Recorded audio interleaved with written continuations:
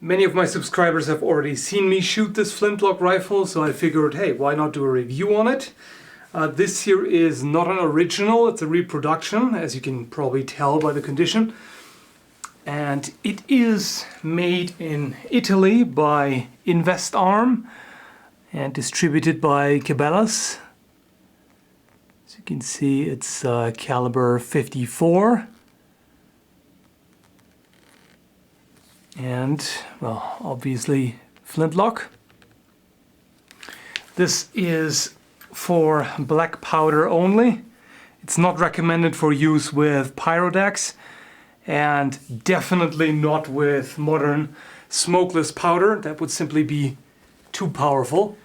It has a nice wood stock here with brass fittings, and this piece here is a patch compartment basically, but I have spare flints in there, and the previous owner put in a coin to be used as an improvised screwdriver, which fits perfectly in here.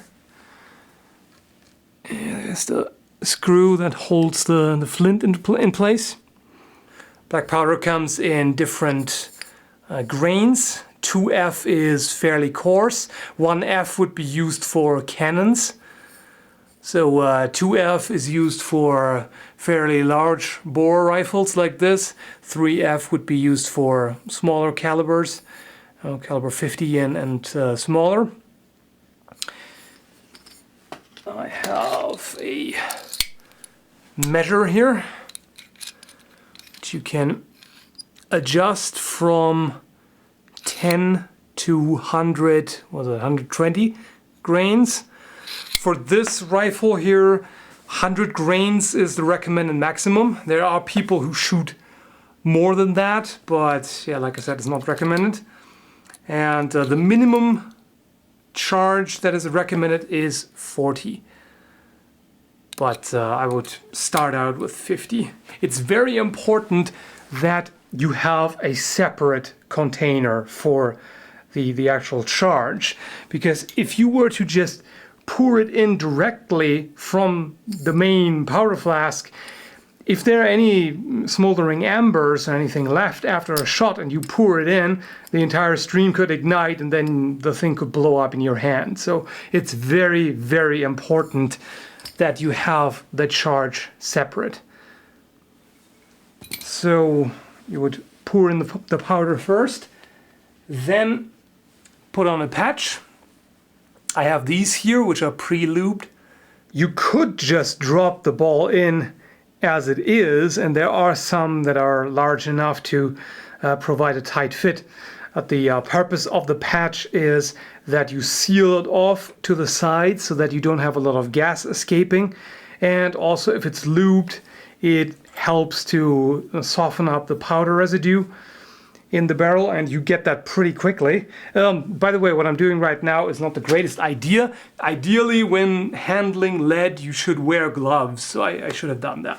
So once you have your projectile and patch placed down there, you just need to ram it down. There's a ramrod right here. What does help is there are ball starters like this available. Put it in half cock. By the way, on older rifles like this is actually called the cock and not the hammer. Yeah, nowadays sounds kind of naughty, but that's the original term. And this here is the frizzen. So you open the frizzen after you put it in half cock, and then you trickle the powder on there, which of course I'm not going to do now inside. But with this here, all you have to do is push it down once, and then there it is. As soon as you have your priming powder there, you close the frizzen, cock it back, and then you're ready to fire. What happens when you pull the trigger is, obviously it moves forward, strikes the frizzen, and the flint against the steel here strikes sparks. The sparks drop down on the pan, which ignites the powder in there, and the igniting powder sends a spark through the vent hole there. and that is what sets off the main charge. Right there. And then you also have a double trigger. This is the set trigger. It has a very heavy trigger pull. You heard the click right there. And now the front trigger is basically like a hair trigger. So you only need a tiny bit of pressure to set it off, which improves your accuracy. Disassembly is very simple. There's a brass pin right here, which holds it in place, sticks out on the other side. And you basically just have to push it through, which it has a lot of resistance. So it's good to push it, you know, whatever. You could use the ramrod if you want to push it through, or whatever else you have handy. I wouldn't recommend anything that is made of steel, because then you would of course scratch up the brass. But you just push it through, pull it out, and off it comes. Pretty simple. You can also remove the flintlock mechanism here, but it's not really necessary. You can still get at it for cleaning. After shooting, it's very important to clean it, because black powder is corrosive, and you will have a lot of fouling build up. In fact, it's even a good idea to run a patch through after every, I don't know, 4th or 5th shot maybe, because as the powder builds up, it becomes very difficult to push the lead ball through the barrel.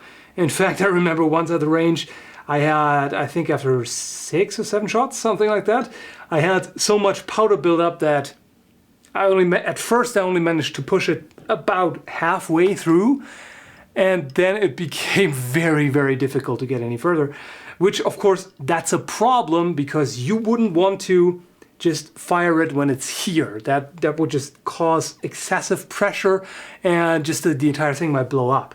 So you have to force it down all the way and then fire it, or you have to use a bullet puller, which is basically just a screw that you can screw onto the ramrod and insert it and screw it into the ball and then pull it out.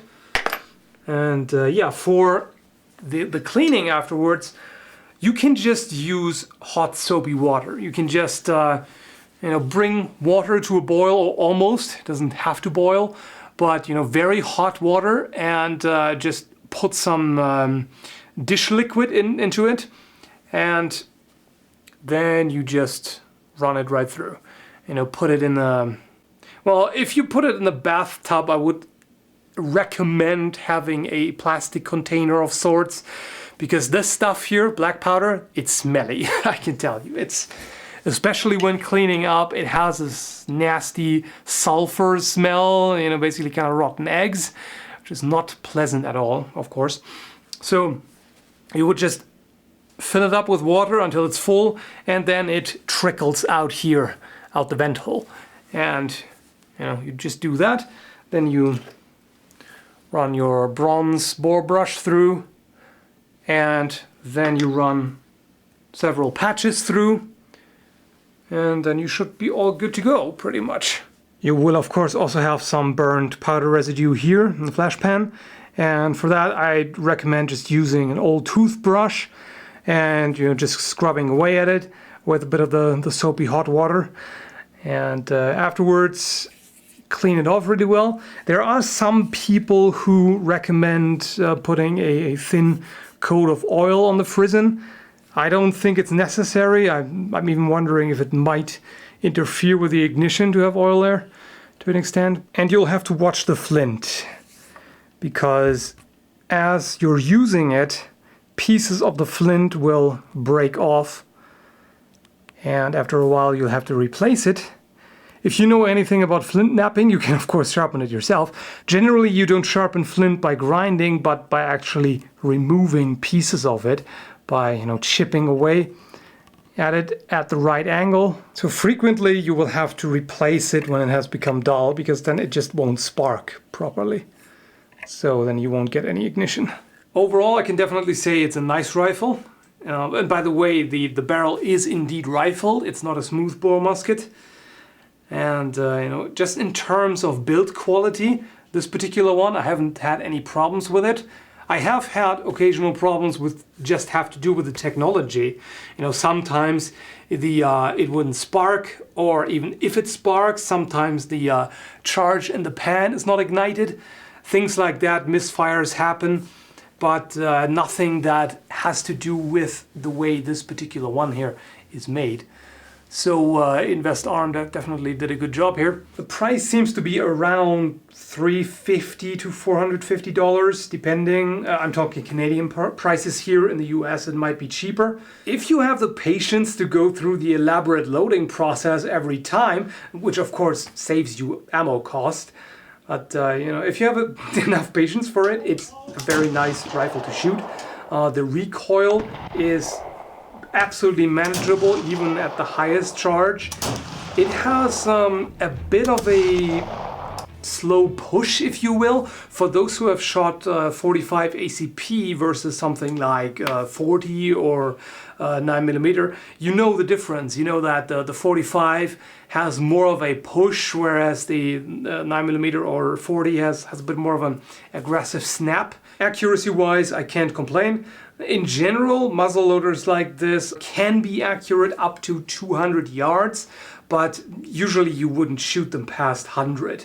The iron sights are not the easiest to use for targets that are very far away, but it's really a matter of the shooter mainly. If you have good trigger control and everything, if your technique is right, you can hit very accurately with this. It's not a problem with a rifle. And definitely solidly built. This is really a massive rifle, no doubt about it. You don't have to be gentle with this. Like I said, if you have the patience for black powder firearms, depending on it, might not be overly interesting. Especially since at the price you can get a wide variety of modern centerfire rifles. But you know, it's still a nice piece of history. And also what's nice is that in some countries you don't actually need a firearms license for firearms. Yeah, I know in some US states you don't need any license whatsoever, but you know, you have to think of most other people who do need one. In Canada, for instance, Flintlock rifles are always legal for everyone. They never require a firearms license regardless of when they were made. So, you know, I actually got this while I was waiting to get my non-restricted firearms license. So it's definitely need for that. So yeah, that's pretty much all I have to say about it. So thanks for watching.